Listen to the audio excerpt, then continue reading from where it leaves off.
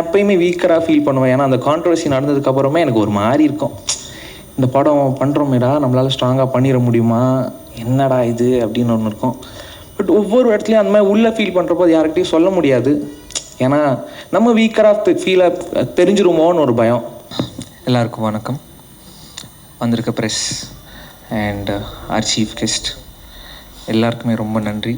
ரொம்ப டைம் ஆகிடுச்சு, மன்னிச்சிக்கோங்க. ப்ரெஸ்லாம் ரொம்ப டயர்டாக இருக்கீங்க. இந்த ஸ்டேஜை நான் எல்லாருக்கும் தேங்க்யூ சொல்லிக்க மட்டும் சொல்கிறேன். ஏன்னா இந்த 2 years ஆஃப் ப்ராசஸ் எப்படி ஆரம்பிச்சிது, ஒரு கான்ட்ரவர்சிஸ், அதுக்கப்புறம் ஷூட்டிங், அதுக்கப்புறம்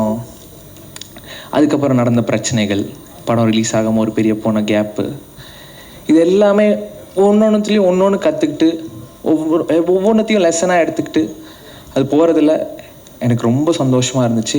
இன்றைக்கி நான் இந்த இடத்துல நிற்கிறேன்னா இந்த ப்ரெஸ்ஸும் என் கூட நடித்த co artist and my family and my friends இவங்களால தான் நான் இன்றைக்கி இந்த இடத்துல நிற்கிறேன். And I am bit emotional. இன்னும் 4 நாளில் படம் ரிலீஸ், 8 நாளில் படம் ரிலீஸு. அண்ட் என்னோடய co artist Devadarshini ma'am, Sampath sir and Harish Uthman sir, Muthukumaran அண்ணன், எனக்கு ஒவ்வொரு சீனுமே நான் எங்கேயாவது எப்போயுமே வீக்கராக ஃபீல் பண்ணுவேன். ஏன்னா அந்த கான்ட்ரவர்சி நடந்ததுக்கப்புறமே எனக்கு ஒரு மாதிரி இருக்கும். இந்த படம் பண்ணுறோமேடா, நம்மளால் ஸ்ட்ராங்காக பண்ணிட முடியுமா, என்னடா இது அப்படின்னு ஒன்று இருக்கும். பட் ஒவ்வொரு இடத்துலையும் அந்த மாதிரி உள்ளே ஃபீல் பண்ணுறப்போ அது யார்கிட்டையும் சொல்ல முடியாது. ஏன்னா நம்ம வீக்கராக ஃபீலாக தெரிஞ்சிருமோன்னு ஒரு பயம். ஆனால் அதெல்லாம் அவங்க புரிஞ்சுக்கிட்டு என் கூட ஒவ்வொரு இடத்துலையும் ஒவ்வொரு சீன்லேயும் என் கூட பில்லராக இருந்தவங்க எல்லாருக்குமே ரொம்ப பெரிய நன்றி. முக்கியமாக தேவதர்ஷினி மேம், எனக்கு அவங்க இந்த படத்தில் மட்டும் அம்மா கிடையாது, எனக்கு நிஜம் லைஃப்லையும் ஒரு அம்மா தான். ஐ am very gifted for that. And my producer Rajalakshmi ma'am, அவங்க தான் பணம் போடுறாங்க.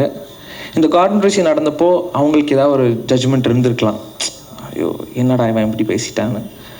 ஆனால் அதெல்லாம் தாண்டி அந்த மாதிரி எந்த எண்ணமும் இல்லாமல் நான் இருக்கேன் கூட அப்படின்னு ஒன்று சொன்னதில் I am very happy ma'am.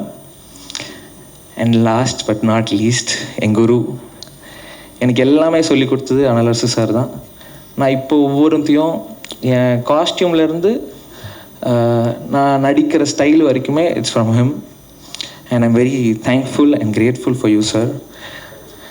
மற்றபடி yes I'm happy. July 4th Phoenix வருது, எல்லோரும் தேட்டரில் போய் பார்ப்பீங்கன்னு நம்புகிறேன். அண்ட் உங்கள் கருத்துக்களை சீக்கிரம் சொல்லுங்கள், நான் எதிர்பார்த்து வெயிட் பண்ணுறேன். இந்த லேர்னிங்க்கு ரொம்ப நன்றி and I'm very happy. Thank you. முதல்ல இங்கே வந்திருக்க எல்லாருக்கும் வணக்கம். நிஜமாக எனக்கு என்ன சொல்கிறதுன்னு தெரியல. என் படம் நான் கூட எதாவது பேசுவேன், நான் பெற்ற பிள்ளை பற்றி என்ன பேசுன்னு தெரியல.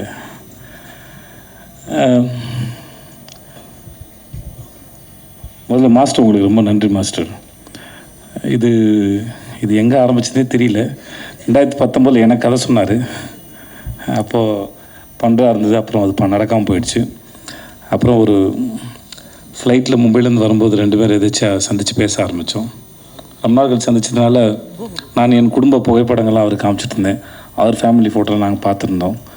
அப்புறம் ஜவான் ஷூட்டில் அவனை பார்த்தாப்புல, மகாராஜில் எனக்காக ஒர்க் பண்ணி கொடுங்கன்னு. எந்த இடத்துல அவனுக்கு பிடிச்சதுன்னு தெரியல.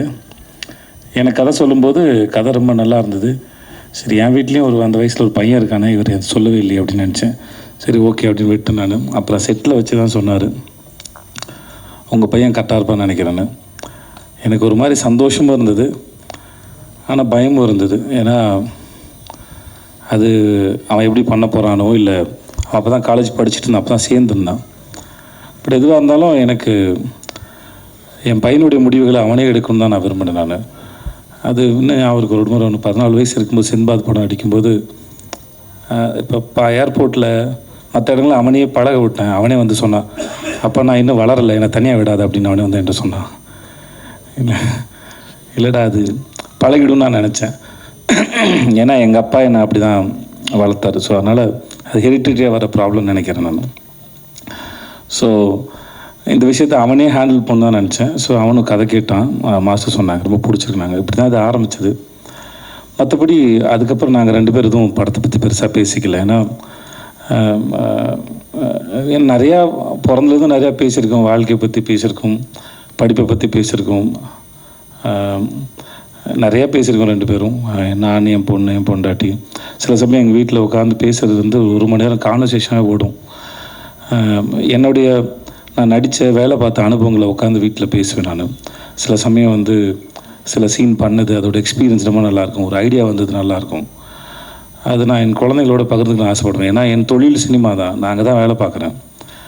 ஸோ அதனால் என் தொழிலோட அனுபவங்களை, எப்படி இந்த மூளை இயங்குச்சு, எப்படி வேலை பார்த்தேன், மற்றவங்க எப்படி வேலை செய்கிறாங்க, இந்த மனித மனமும் இந்த மூளையும் எப்படி சிந்திக்குது அப்படிங்கிறது வந்து நான் என் தொழில் வழி தான் சொல்லிக் கொடுக்க முடியும். மோஸ்ட்லி அப்படி தான் சொல்லிக் கொடுக்குறது இல்லை, அது டிஸ்கஷனாக இருக்கும். சொல்லுவேன் நான், எனக்கு பொண்டாட்டி பிள்ளைங்க இருக்குது, வேலை இருக்குது, கடன் சுமைகள் இருக்குது, அப்புறம் பாதுகாப்பு சார்ந்து நிறையா சிந்திக்க வேண்டியது இருக்குது. ஆனால் குழந்தைகளாக இருக்க உங்களுக்கு எந்த பாரமும் இல்லை. அதனால் நான் பேசுகிற கருத்துக்களை கேட்டு உங்களுக்கு ஏதாவது கருத்து இருந்தால் கூட என்கிட்ட பகிர்ந்துக்கோங்க, அது எனக்கும் உதவியாக இருக்கணும் அப்படின்னு ஒரு ஜனநாயக முறையில் தான் டிஸ்கஷன் இருக்கும் மோஸ்ட்லி. அது ஒரு வயசுக்கு மேலே அப்படி தான் வச்சுக்கிட்டேன். ஸோ அதனால் அவனுடைய விஷயங்களில் வந்து அவன் தான் தேர்ந்தெடுக்கணும், அது அவன் தான் முன்னாடி எடுத்துகிட்டு போகணும். பின்னாடியே வந்து எதையாவது சொல்லிக்கிட்டே இருந்து வளர்த்துக்கிட்டே இருக்கிறது இல்லை புள்ள.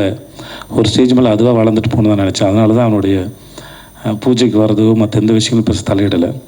ஷூட் நடக்கும்போது நான் போகல, ஒரே ஒரு முறை தான் போனேன். மாஸ்டர் அப்போது ஒரு விருது வாங்கினார்னு சொன்னாங்களே, ஆஸ்காருக்கு இனியாக ஒரு அந்த சமயத்தில் அவருக்கு வாழ்த்தலான்னு போனேன். அப்போ தான் ட்ரெய்லரே பார்த்தேன். மற்றபடி எப்படா போகுதுன்னு கேட்பேன், அப்பா நல்லா போகுதுப்பா அப்படின்னு ஒரு சண்டை காட்சியில் ஏற்பட்ட ஒரு அந்த குரல்லாம் மாறி இருக்கும். பட் அவன் அதை ரொம்ப என்ஜாய் பண்ணான். அவன் நீ என்ஜாய் பண்ணுறியாடான்னு கேட்டேன். நான் ரொம்ப என்ஜாய் பண்ணுறேன், அவ்வளோதான் தேவை வழியே. மற்றபடி எனக்கு அவனுக்கான விஷயங்களை அவனால் தேர்ந்தெடுக்க முடியும். அவன் முன்னாடி பார்த்துப்பான்னு தெரியும். அவன் ஒரு அடாப்டபிள் தான், மாற்றிக்கூடிய ஆள் தான், தன்னுடைய தவறுகளை செல்ஃப் அனலைஸ் பண்ணக்கூடிய ஒரு ஆள் தான். ஸோ அது அவனுக்கு இருக்கும்போது அவன் பொழைச்சிப்பாங்கிற நம்பிக்கை எனக்கு எப்பவுமே இருந்தது. அதனால் எனக்கு எந்த கவலையும் பயமும் இருந்ததில்லை. ஸோ அவன் பார்த்துப்பான்னு எனக்கு தெரியும். பட் இந்த ஒரு வாய்ப்பை ஏற்படுத்தி கொடுத்தவங்களுக்கு மிகப்பெரிய நன்றி மாஸ்டர், ரொம்ப நன்றி. சின்ன வயசுலேருந்தே அவனுக்கு மாஸ்டர் ரொம்ப பிடிக்கும். அப்படிப்பட்ட நான் சொல்லியிருப்பேன், ஒருவேளை நான் ஒரு படம் அமைஞ்சாக இருந்தால் கூட அனல் அரசு மாஸ்டர் வச்சு உனக்கு ஃபைட் எடுத்துக்க முடியுமான்னு எனக்கு தெரியாது. ஸோ அவர் மூலமாகவே இந்த வாய்ப்பு உனக்கு அமைஞ்சதுங்கிறது அது பெரிய பாக்கியம் நான் சொல்லியிருக்கேன். ஸோ ரொம்ப ரொம்ப நன்றி மாஸ்டர் உங்களுக்கு. மற்றபடி இன்றைக்கி வாழ்த்து பேசுகிறவங்க அத்தனைக்கும் ரொம்ப நன்றி. ரொம்ப உளமாற வாழ்த்துனீங்க. அதுக்கு நான் எவ்வளோ நன்றி சொன்னாலும் தகும். அது மாஸ்டர் உங்களுடைய ஸ்பீச் எதிர்பார்க்கல மாஸ்டர். ஒரு பெரிய ஏதோ அரசியல் கட்சி மேடையோட ஸ்பீச் மாதிரி இருந்தது மாஸ்டர், நல்லா இருந்தது. டிடி தேவதர்ஷினி, நான் உங்களுக்கு தெரியும், நான் உங்களோட பெரிய ஃபேன். உங்களுக்கும் சரி, உங்கள் வீட்டுக்காருக்கும் சரி, நீங்கள் 2 பேரும் அற்புதமான ஆக்டர்ஸும் சரி, மனிதர்களும் சரி. அது பெரிய வார்த்தை. நீங்கள் வந்து உங்கள் பிள்ளையாக பார்த்து அதை வாழ்த்து சொன்னது. இந்த படம் பார்த்தபோது உங்களுடைய பெர்ஃபார்மன்ஸ் நான் உங்கள்கிட்ட பேசலாம், நினைக்கிறேன் சேத்தன் சார் கூட பேசலாம் தெரியல. நீங்கள் ரொம்ப பிரமாதம், எந்த கேரக்டர் எடுத்து பண்ணாலும் சரி அது ரொம்ப பிரமாதம். அம்மா எனக்கு உங்கள் பேர் தெரியாது, ஆனால் அந்த படத்தில் ஒரு சில காட்சிகள்லாம் வந்து உங்களோட எக்ஸ்பிரஷன் வந்து ரொம்ப பிரமாதமாக இருந்தது. நான் மாஸ்டருக்கு நான் சொன்னேன், அது அவ்வளோ சர்ப்ரைசிங்காக இருந்தது. உங்களுடைய படங்களில் நீங்கள் பண்ணுறது ரொம்பவே நல்லா இருந்தது. ப்ளீஸ் உட்காருங்க. அபி உட்கார் அபி, அதெல்லாம் உட்கார். நான் அவளை குழந்தையிலேருந்து பார்த்துட்ருக்கேன். தர்மபுரியில் எனக்கு அக்கா பொண்ணாக நடித்தா, இப்போ என் கூட வெப் சீரிஸ் நடிக்கிறா. அவருடைய வளர்ச்சி எனக்கு ரொம்ப சந்தோஷத்தை கொடுக்குது. எனக்கு உங்கள் பேரும் தெரியாதுமா, வாழ்த்துக்கள். உங்களுக்கு என்னுடைய வாழ்த்துக்கள். சக்தி எல்லாருக்கும் ஒருத்தர், விவேகா சார், சிவா சார், உங்கள் எல்லாருக்குமே என்னுடைய மிகப்பெரிய மனமார்ந்த நன்றி. வந்த உங்களுக்கும் நன்றி. பாண்டராஜ் சார் உங்களுக்கும் நன்றி சார். வினோத் சார் உங்களுக்கும் நன்றி. எனக்கு வேறு என்ன சொல்கிறதுன்னு தெரியல. படம் நல்லா வந்திருக்கு. என் குழந்தைக்கு இப்படி ஒரு அனுபவம் கிடைச்சதுக்கும் முதல்ல அவனை ஸ்கூலில் சேர்க்கும்போது எனக்கு ஒரு மாதிரி அப்படின்னு இருந்தது.